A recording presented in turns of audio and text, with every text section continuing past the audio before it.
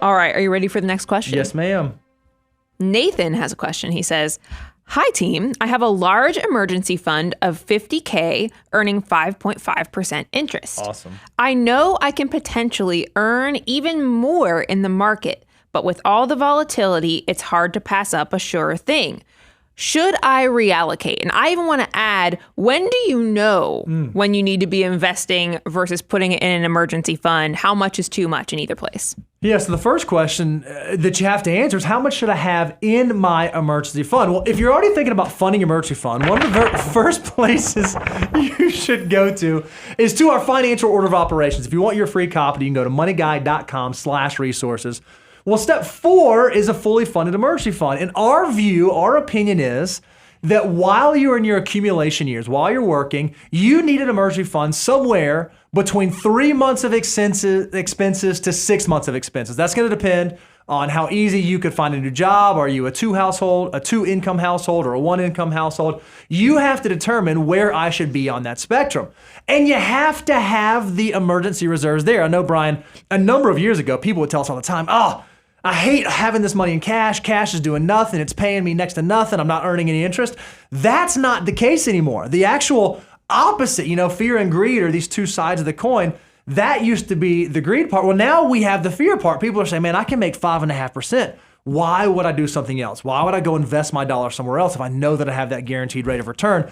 Our view is, once you have that fully funded emergency reserve, once you have that 3 to 6 months, that's when you should continue working through the additional steps of financial order of operations, because your money can work harder for you. Oh, Nathan, you've set up the financial mutant trap that all of us run the risk of falling into. And I want to give you that cautionary tale is that, look, Bo just said fear and greed. Those are two sides, the yin and yang of all of our emotional stuff as creatures that are humans, that let our emotions kind of rule a lot of our thought process. But here's what I want you to think about, because yes, you're fortunate right now that you can make over 5% on your cash. I do think a lot of financial mutants are like, but there's probably more. We just came through a year of 2023 where the markets were up over 20%. I made 5%, so I could do better, but do not fall in the financial mutant trap of access to cash is the same as actually having cash, because I have fallen into that trap, and that's how I'm very aware of it. And I don't mind being the tour guide that helps protect you from making that same mistake, is because a lot of people will say, look, if I have access to cash, and it can come in several forms. You mentioned a portfolio that you could go invest this in, and you take that $50,000 of liquid cash right now, put it in the market, and you're thinking in your mind, well, look, next year when the market makes money again, I could always go sell the assets. The market turns it over. I could have access to that cash in a day, 2 days, 3 days at the most. Why wouldn't I do this? Or maybe I bought a house back in 2018, 2019, 2020. Now I have all this home equity. Why couldn't I just have an access to cash through a home equity line? There's no reason to keep this cash when I could go maximize this money. It is a trap. And here's what I mean by this. You guys know, when it rains, it pours.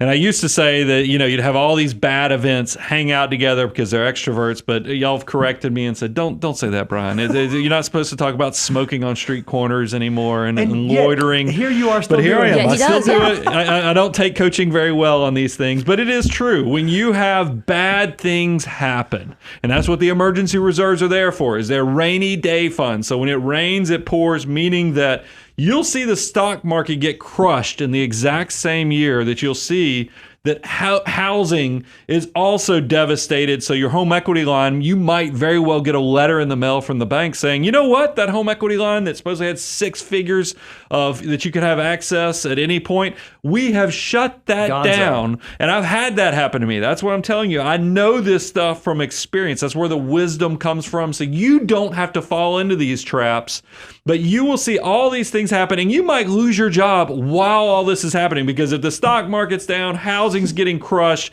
your employer might be struggling and you actually lose your job as well. Or if you own your own business, all of your clients quit buying your product or quit using your services. So you need to have cash, because cash is the oxygen we take for granted. We can all waste all the air around us at any point in time, but as soon as you go underwater, you're like, man, I really would like to have some extra, air right now to breathe. That is exactly what cash reserves is going to do for you. It doesn't matter what's going on in the world. You will have access. It is your little safety tank that when everybody else is panicking, making desperate decisions, you will be set up to actually survive and even thrive, because having cash when nobody else does is an actual wealth building opportunity. And that's why, Nathan, don't fall in that trap. So the question of should you reallocate depends on your unique circumstances.